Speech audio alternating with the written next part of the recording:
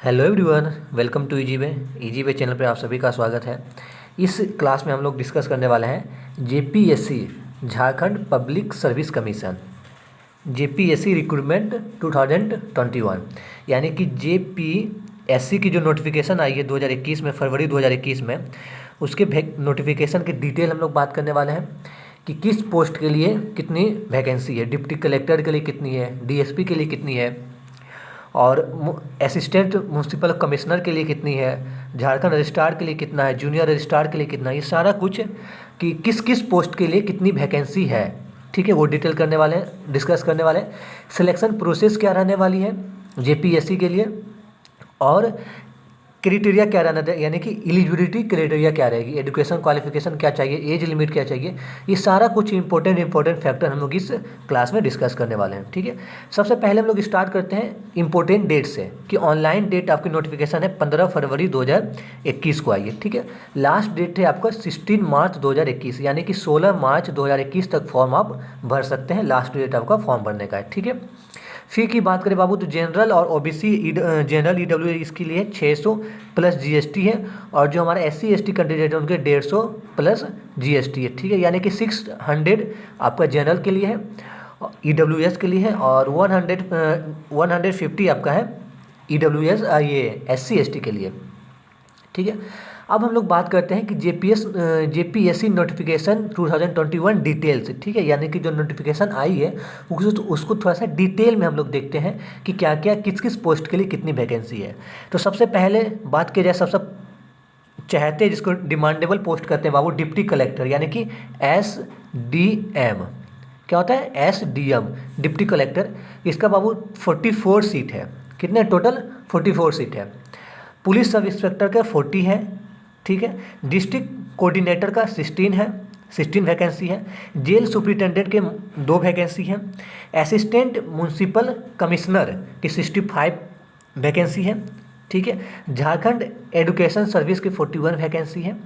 Junior registrar की 10 vacancy है।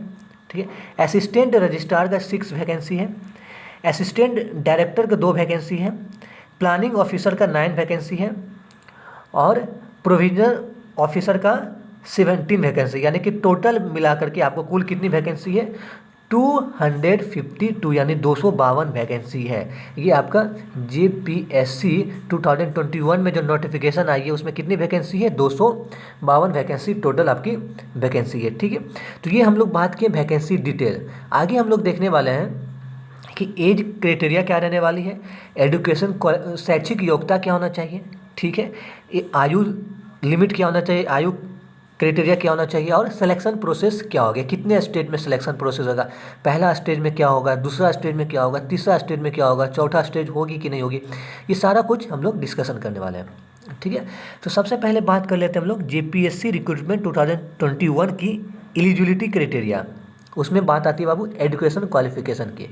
तो शैक्षिक योग्यता क्या होना चाहिए भाई, तो candidate must be a degree holder from a recognised university. ठीक है, यानी कि कैंडिडेट को ग्रेजुएशन का डिग्री चाहिए किसी भी यूनिवर्सिटी से।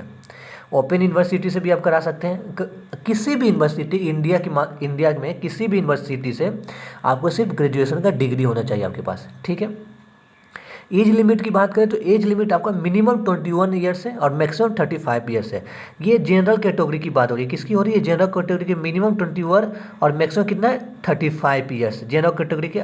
There will be age relaxation for reserved category candidate, यानी कि जो भी रिजर्व्ड कैटेगरी कैंडिडेट हैं उनके लिए जो गवर्नमेंट की तरफ से एज रिलैक्सेशन मिलती है वो मिलेगी ही।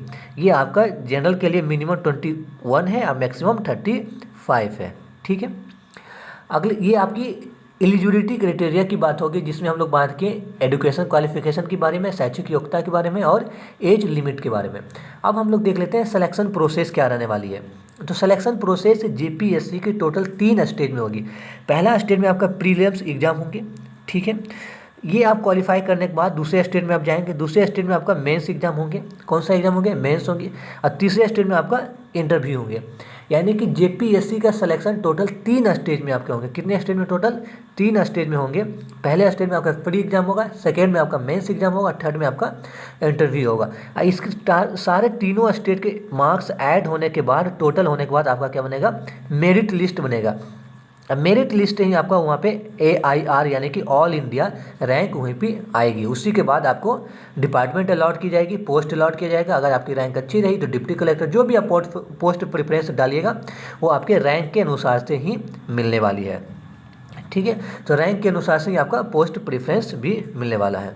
ठीक है, कि हाँ मुझे ये पोस्ट चाहिए। अगर आपकी अच्छी रैंक रही तो आपकी, अगर जो आपके टॉप आते हैं आपका अच्छा रैंक रहा तो आपका जो भी आप पोस्ट लेना चाहें वो पोस्ट आपको मिल जाएगी। तो इस क्लास में, इस लेसन में, छोटी सी लेसन में हम आपको बस इसकी नोटिफिकेशन की डिटेल देने वाले थे। आपको जेपीएससी नोटिफिकेशन का डिटेल देने वाले थे। अगले एक दो क्लास और इस जेपीएससी के बारे में लेंगे। उसमें आपको एग्ज़ाम पैटर्न बताएंगे, जेपीएससी का क्या बताएंगे एग्ज़ाम पैटर्न, कि किस प्री में एग्ज़ाम पैटर्न क्या है, मेंस का एग्ज़ाम पैटर्न क्या है, इंटरव्यू का पैटर्न क्या है, ये सारा एग्ज़ाम पैटर्न बताएंगे और साथ ही साथ आपका सिलेबस बताएंगे। ठीक है, तो ये सिलेबस और एग्ज़ाम पैटर्न आपको नेक्स्ट वीडियो में, नेक्स्ट क्लास में आपको डिस्कस करेंगे। इस क्लास में इतना ही आपका जेपीएससी के बारे में। ठीक है, तो आई होप कि आप सभी को इसकी इन्फॉर्मेशन मिल गई होगी हमारे वीडियो के थ्रू से। इसी तरह से जेपीएससी के बारे में और कुछ इन्फॉर्मेशन जानने के लिए हमारे ईजीवे चैनल के साथ जुड़े रहें, सब्सक्राइब कर लें, बेल आइकन को दबा लें, ताकि कुछ भी हम आपको इन्फॉर्मेशन अगर जो अपलोड करें यूट्यूब के माध्यम से आप लोग तक पहुँचाना चाहें तो आप लोग तक पहुँच जाए। ठीक है, तब तक स्वस्थ रहिए, पढ़ाई करते रहिए। जय हिंद, जय भारत।